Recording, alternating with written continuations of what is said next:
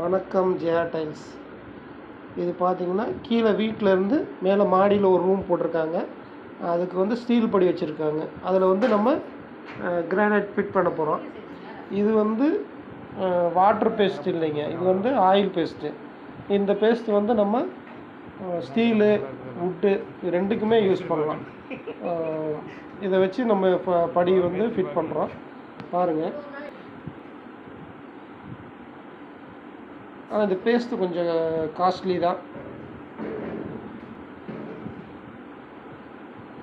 இந்த படி வந்து கிராஸ் கட்டிங் தான், ஆனால் இது வந்து எந்த ஒரு வேஸ்டேஜ் இல்லாமல் கட் பண்ணியாச்சுங்க. கிராஸ் வந்து கட் பண்ணியிருக்கோம், ஆனால் கிராஸாக கட் பண்ணனால வேஸ்ட் இல்லாமல் கட் பண்ணிக்கிட்டோம்.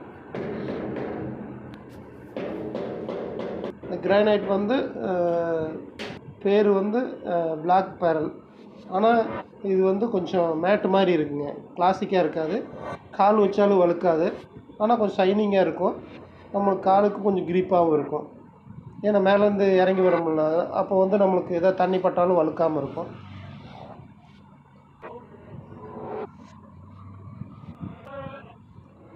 இது சுத்துப்படிங்கனால நான் வச்சு அடிக்கிட்டு வர பார்த்தீங்கன்னா ஒரே இடத்துல நிற்கிற மாதிரி தெரியும். இது வந்து மொத்தம் 19 படி இருக்குதுங்க.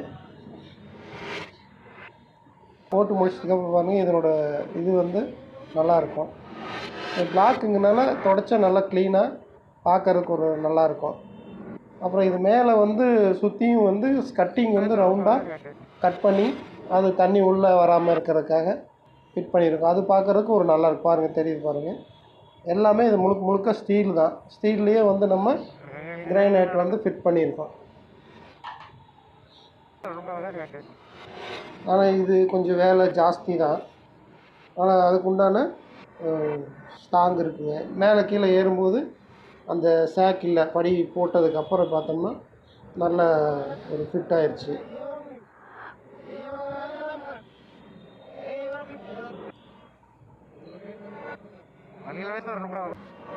இது கிட்டத்தட்ட இது ஒரு 3 நாள் ஒர்க் ஆயிடுச்சுங்க. இதை கட் பண்ணி பாலிஷ் பண்ணி போடும்போது இப்போ ஒரு 3 நாள் ஒர்க் ஆயிடுச்சு. ஆனால் போட்டு முடித்து பார்த்தா அது நல்ல ஒரு லுக்காக இருக்குது.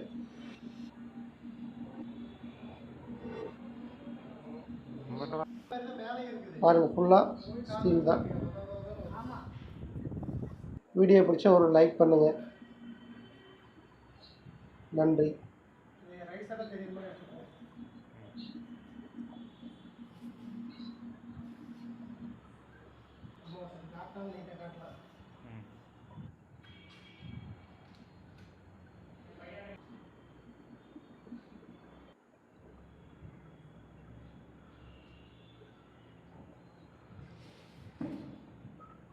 பாருங்கள் எவ்வளோ பல இருக்குது, நல்லாயிருக்கும்.